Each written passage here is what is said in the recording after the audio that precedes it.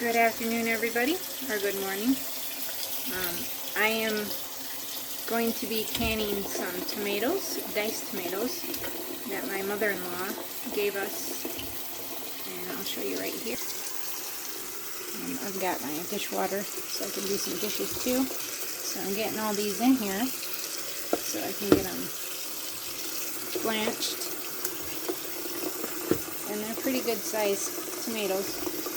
But we use a lot of diced ones, so I thought, why not? There's no way we would have been able to use all these prior to them going bad on us. So I cleaned them up, and I put them in the fridge for 2 days until I was ready to actually do this. So I thought I would do a video on it too. So with that being said, I've got to get this pan over onto the stove and start that up. So I've got them on, and I've got it on mainly high. So I'll let this start to boil and let it do its thing, and then we'll cool it off, skin them, take the middles out, dice them up, and then put them in the jars, and then actually do a warm submerged bath with my other bigger pan to actually can them. So stay tuned.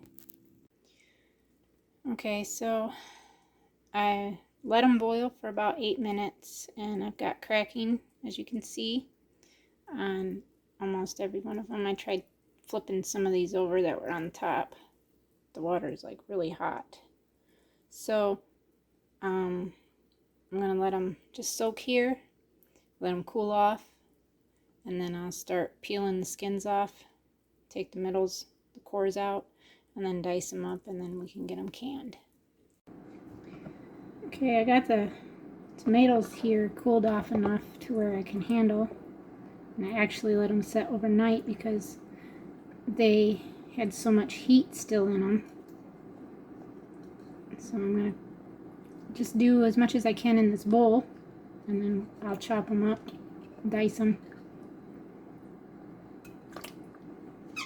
And so far they've been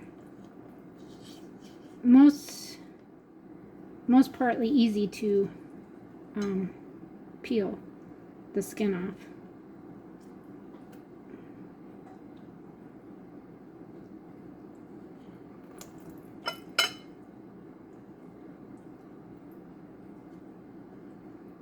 I won't bore you guys with me peeling every single one because there's quite a few in here.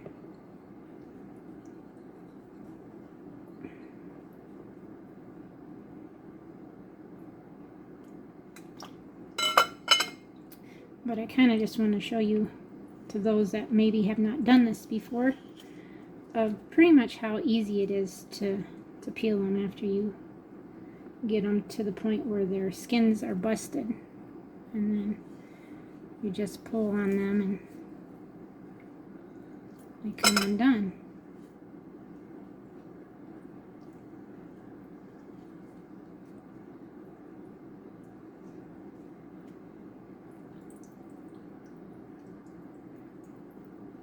My problem is seeing where the skin still is.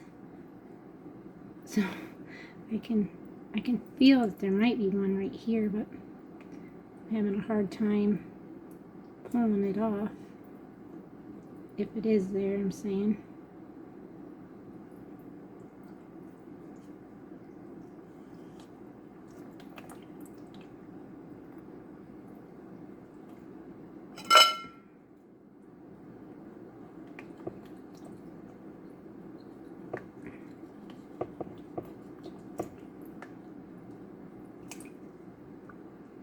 A little bit of a black spot on the butt part.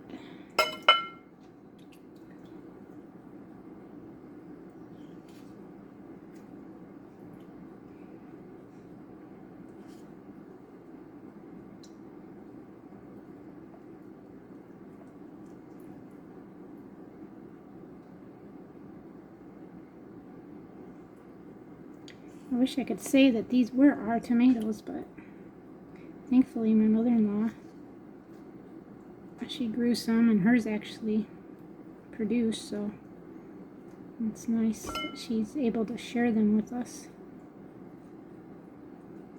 I appreciate that.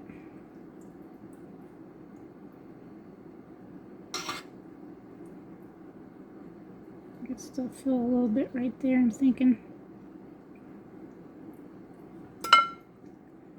I just want to pull this out.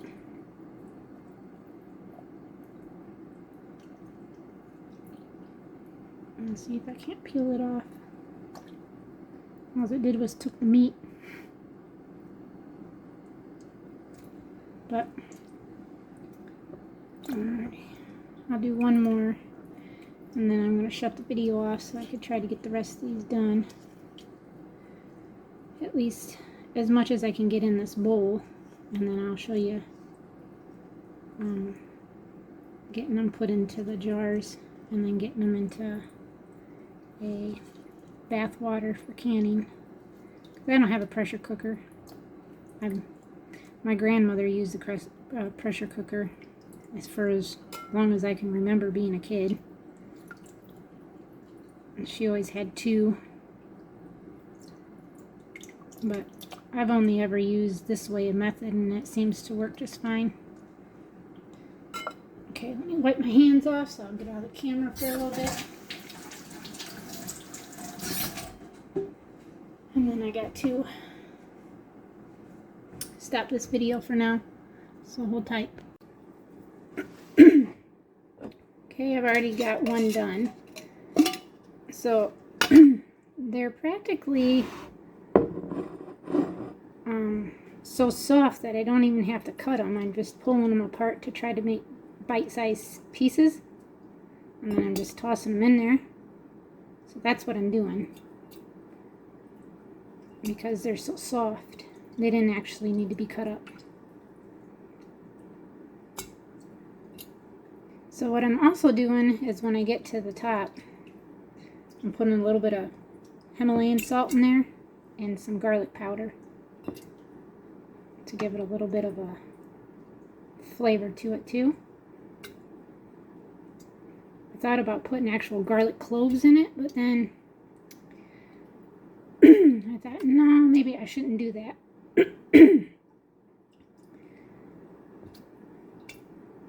But I'll show you guys me doing one, because this video is probably going to be pretty long already. I try to only do clips for a couple of minutes, and then I put all the clips together. That's how I usually video, or I do just one really long video, but this would have been a really long video if I would have done it from the time I started to now. It'd probably be a couple hours long, and I don't want videos like that, because I know people don't watch them all the way through. I hardly have people that watch my 5-minute, 6-minute videos all the way through, let alone a 20 or 30-minute video. But I do some that are that long. But I think those of you that do watch my videos all the way through, because watching my videos all the way through and watching the ads helps my small monthly income that I get from here. But I have to make $100 first before I get any money sent to me. And that's about all I've been making. Is about just over $100 a month for the last 2 months. But I don't think I'll make it this month, because I'm only at $50-some right now, and I get paid after the 21st, so I know I won't make it by then, but it's okay.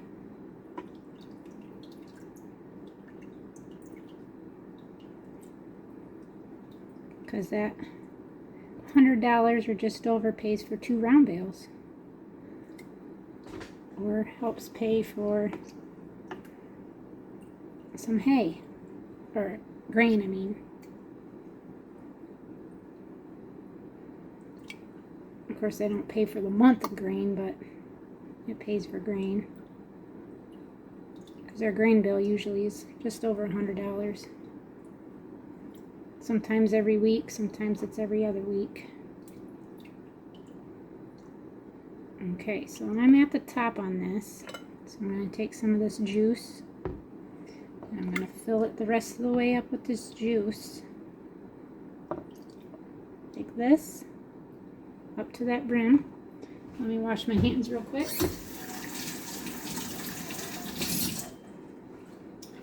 And then I will Himalayan salt it. And this grinder is a pain in my butt. Sometimes it works, sometimes it don't.